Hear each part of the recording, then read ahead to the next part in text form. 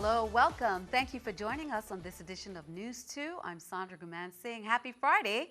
Topping our newscast, Governor Kenneth Mapp took action on 2 EDA applications Thursday night, denying one and approving another. But during a press conference this week, he talked about a new program he hopes will help the territory economically. News 2's Erica Parsons has the story. On Thursday night, Governor Mapp gave the green light for economic benefits to one company applying under the Economic Development Authority and denied another organization, one he said wouldn't create a reasonable number of jobs. Those companies haven't been named since the EDC has to notify the companies first.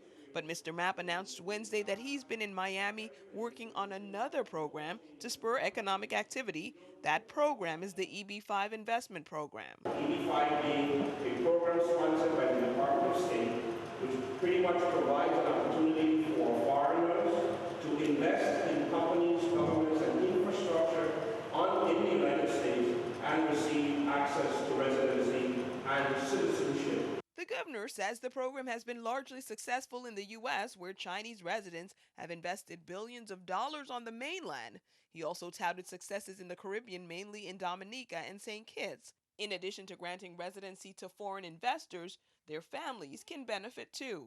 It says that a person must invest a minimum of $500,000 in a business and create at least 5 to 10 jobs. And then there is a scale that if they invest more, then they have access to get a permanent residency status for their spouses and their families. The State Department and Homeland Security take care of background checks, but Governor Mapp says a lot of details still have to be worked out, including whether the VI uses the regional center in Miami or establishes its own locally, and that will mean more travel for Mr. Mapp to Miami. Erica Parsons, News 2. In other news, we reported on Thursday that the VI Education Commissioner, Dr. Sharon McCullum, recently made some changes in the administration of schools on St. Thomas. One of those changes is causing quite a stir at Charlotte Amalie High School, whose principal, Stefan Jurgen, won't be managing the school much longer. News 2's April Knight has details.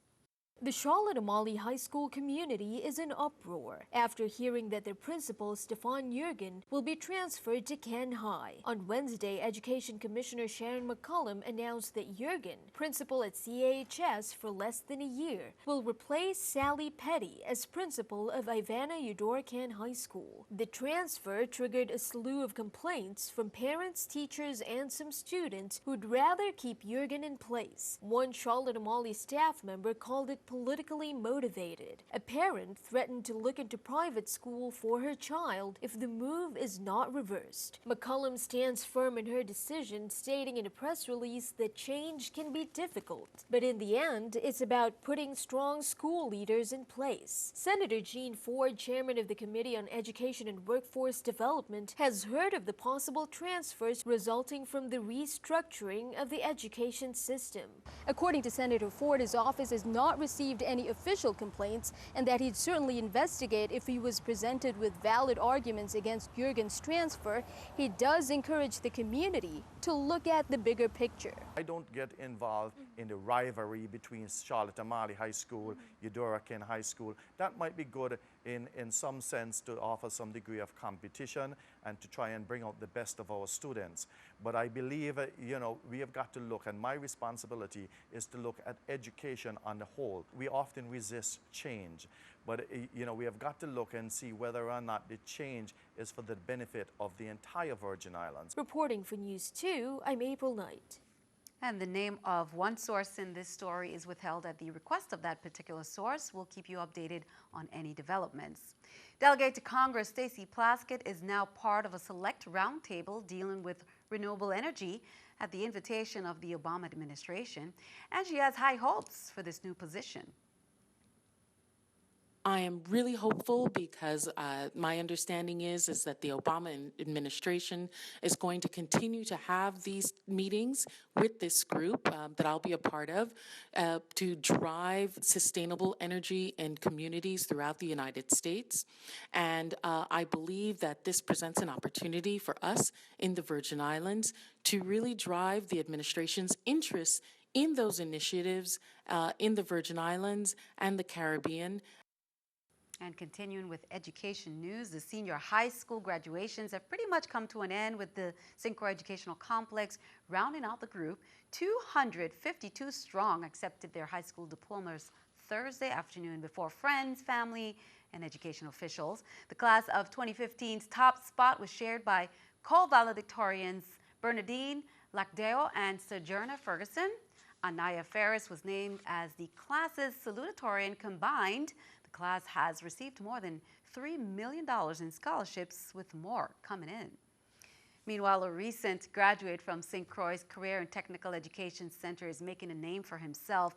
18-year-old Zachary Adams works as an assistant chef at Lorraine Chicken Shack, a step towards his dream of becoming a world-class chef. That dream could soon become reality. Adams is guaranteed an apprenticeship at a top delicatessen in New York City. The only problem is Adam also loves soccer, and he has been accepted to Johnson & Wales in Denver, Colorado, which has an excellent soccer program. That's a choice he's also considering. Either way, congratulations to you, Zachary. Job fairs are coming up thanks to the Department of Labor on St. Croix. It's Monday, 1 p.m. to 5 p.m. at UVI Great Hall. And then on St. Thomas, it's Wednesday, also at 1 to 5 at the UVI Sports and Fitness Center. A job fair exactly is about there are vacancies available and they're looking to hire. So it's important when individuals who attend these job fairs that they come dressed prepared as if they're looking for a job. You know, have your resumes on hand, be ready to conduct a one-on-one interview. We'll turn our attention overseas. A cruise ship taking European tourists to Ontario, Canada, crashed into a wall, injuring 19 passengers and 3 crew members. The 286-foot St. Laurent was headed from Montreal to Toronto when it hit a wall in the Eisenhower Lock in Messina near the Canadian border shortly after 9 p.m. Thursday. There were 273 people on board, including 81 crew members and 192 passengers. They were treated at Messina Memorial Hospital for minor injuries and released. Meanwhile, relatives of some of the 9 black people gunned down while they were studying the Bible at a historic South Carolina church offered tearful words of forgiveness on Friday to the 21-year-old white man charged with the murdering of their loved ones. Dylan Roof, who sat for an hour with parishioners at the nearly 200-year-old Emmanuel African Methodist Church before opening fire, stood quietly as he appeared in court via a video feed. Dressed in a black and white prison uniform and flanked by 2 guards in body armor, Roof had no reaction as a judge ordered him held without bail. And there is a massive vigil that's taking place currently to honor the victim. Meanwhile, keeping our eye on the economy, here's the New York Stock Exchange with our stock market watch. Everything down, as we can see. The Dow down 99, NASDAQ 15, S&P 500 11.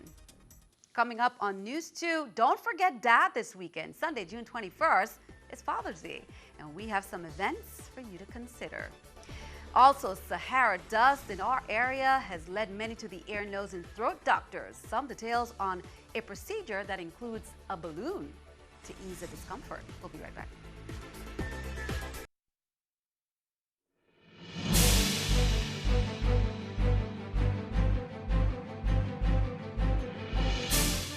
Welcome back. A 5-star dinner, luminaries, and lots of fun and games. That's what awaits cancer survivors, their supporters, and the 80 teams currently registered for the 2015 Relay for Life on St. Thomas. This year, the American Cancer Society has some exciting additions to the annual cancer awareness event. If you buy a luminary in memory of or in support of someone with cancer, you can be entered automatically to possibly be the finalist to draw the lucky envelopes for the Jeep Compass, which will be drawn at midnight. One of the highlights for this event will be the Hope Warriors, where we're going to be paying tribute to the cancer survivor. They will be standing with torches in a black T-shirt that says, "I'm a Hope Warrior for Cancer." Great event there. With all of the Sahara dust we have been experiencing lately, it's no surprise many are seeking relief at the doctor's offices for sinus problems. Doctors are now reaching for balloons to help in a procedure called sinuplasty. Here's more to your health. Experiencing some sinus problems lately due to the Sahara dust in our area?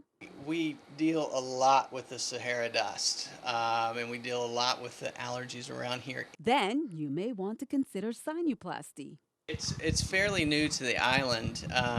Balloon sinuplasty has been around for about 4 or 5 years now.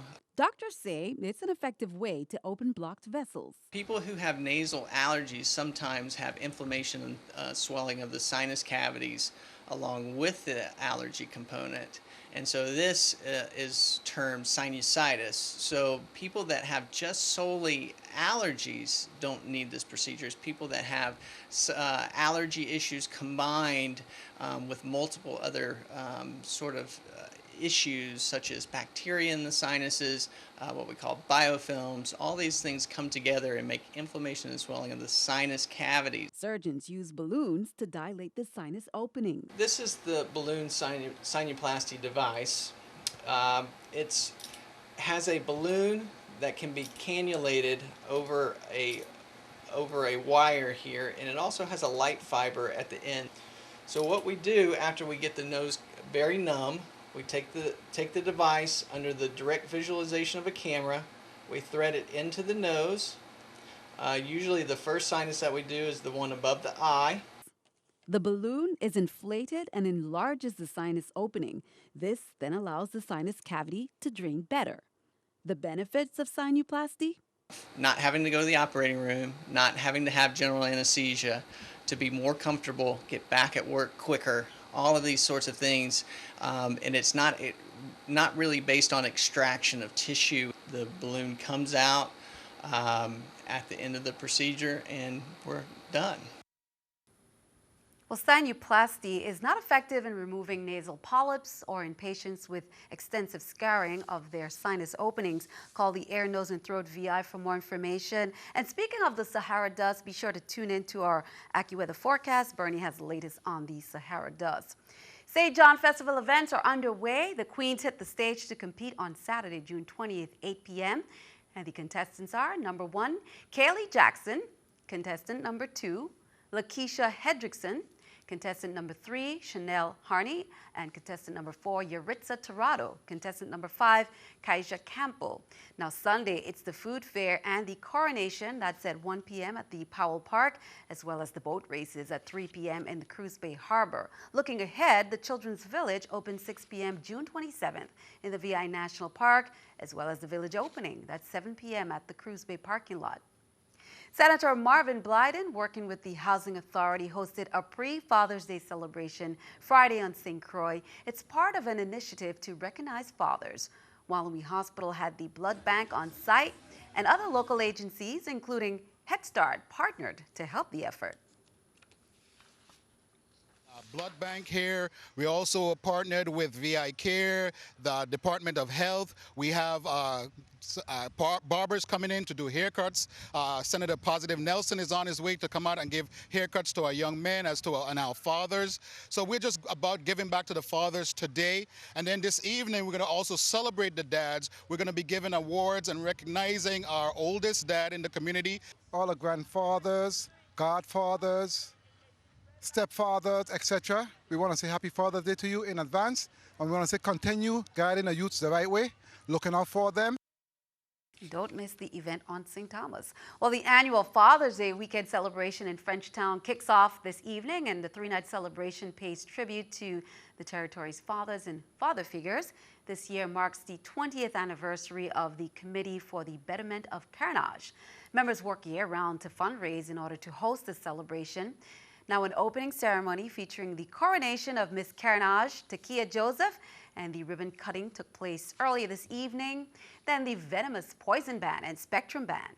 Then on Saturday, the entertainment resumes at 6 p.m. with DJ Tony T, followed by Milos Kings and Awi Band. On Sunday, Father's Day, the return of Sammy Watts Combo. That's at 5 p.m., followed by Cool Sessions Brass until midnight. At 7 p.m., Sunday prizes will be awarded for the Father's Day fishing tournament, which was held on June 7th. Well, many other events are planned. You can take Dad out for brunch, fishing, a movie, much, much more. Father's Day recognition is a little over 100 years old, and Spokane, Washington woman Sonora Smart Dodd is the founder. Sonora's mother died in 1898, leaving her father, William Jackson Smart, to raise 16-year-old Sonora and her 5 younger brothers on a farm. When Sonora attended a Mother's Day sermon in 1909, she thought there should also be a corresponding day to honor fathers and worked for years to make that happen. In 1924, President Calvin Coolidge first recognized Father's Day. In 1972, President Richard Nixon established a permanent national observance to be held on the 3rd Sunday of June. Be sure to stick around. Your News to Accu Weather forecast is coming up next.